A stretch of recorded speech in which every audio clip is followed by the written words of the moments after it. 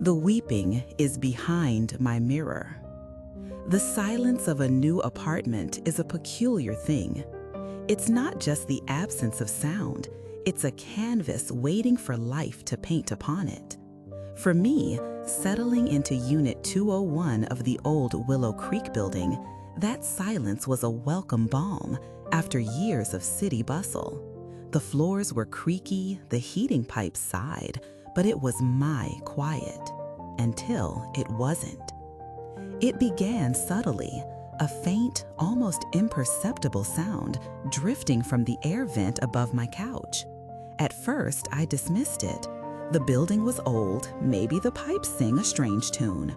Or perhaps I thought it was just the echo of the wind playing tricks on my ears. But over the course of a week, the sound persisted. It wasn't the wind, nor was it the pipes. It was distinct, a soft, sorrowful weeping. Imagine the confusion, a quiet, steady weeping as if someone were quietly sobbing their heart out just out of sight. It was gentle, almost shy, but undeniably there.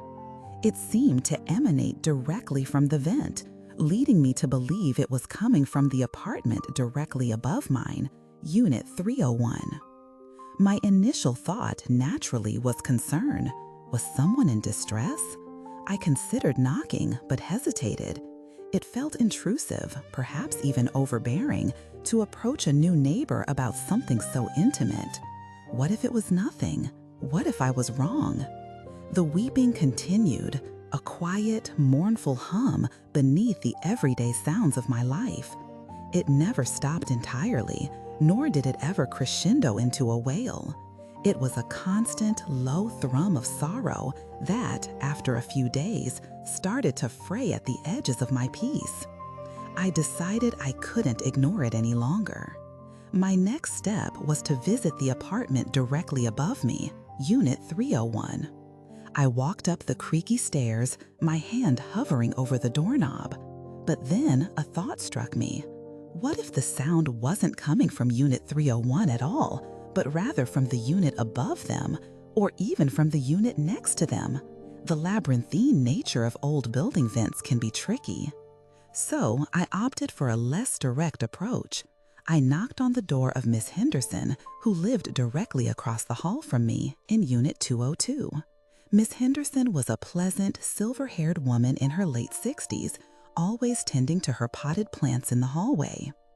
"Excuse me, Miss Henderson," I began, trying to sound casual. "I hope you don't mind me asking, but have you by any chance heard any unusual sounds coming from the vents?" She paused, her watering can momentarily forgotten, her brow furrowed slightly. "Unusual sounds? Oh, my dear, you mean the weeping?" My heart did a strange little skip. "The weeping? So you've heard it too?" She nodded slowly. "Yes, it's been bothering me for a few weeks now. I live alone, you see, and it started not long after you moved in. I just assumed it was you, perhaps having a difficult time. I didn't want to pry." A chill ran down my spine, quite unlike the warmth of our hallway. "I live alone too, Miss Henderson, and I thought it was coming from the apartment above me." Her eyes widened, reflecting a dawning realization that mirrored my own. "Above you? That would be Unit 301. But that's impossible." "Why impossible?" I asked, a knot forming in my stomach. "Because," she whispered, leaning closer, "Unit 301 has been empty for years." The air in the hallway seemed to grow thick. We stood there for a moment, two strangers sharing a growing, unspoken dread. If I lived alone, and she lived alone, and she thought it was me, and I thought it was coming from an empty apartment, then what was it? Together, we walked up to the third floor. The hallway there was notably dustier, the air colder. The door to Unit 301 was plain, with no nameplate, no signs of life. We knocked, a hesitant, collective rap against the wood. No answer. We knocked again, louder this time. Still nothing. A profound silence answered us, more unsettling than any sound could have been. With no other recourse, I called Mr. Davies, our landlord, explaining the strange situation. He sounded skeptical, but agreed to come over the next day. True to his word, Mr. Davies arrived, jingling a large set of keys. He looked at us, a man and an older woman, standing outside a seemingly empty apartment, clearly expecting a simple explanation. He tried the key in Unit 301's lock. It turned with a groan of disuse. He pushed the door open, revealing a dark, silent space. The air inside was stale, heavy with the scent of long-abandoned dust, and something else, something undefinable, like forgotten dreams. Mr. Davies stepped inside, flicking on a light.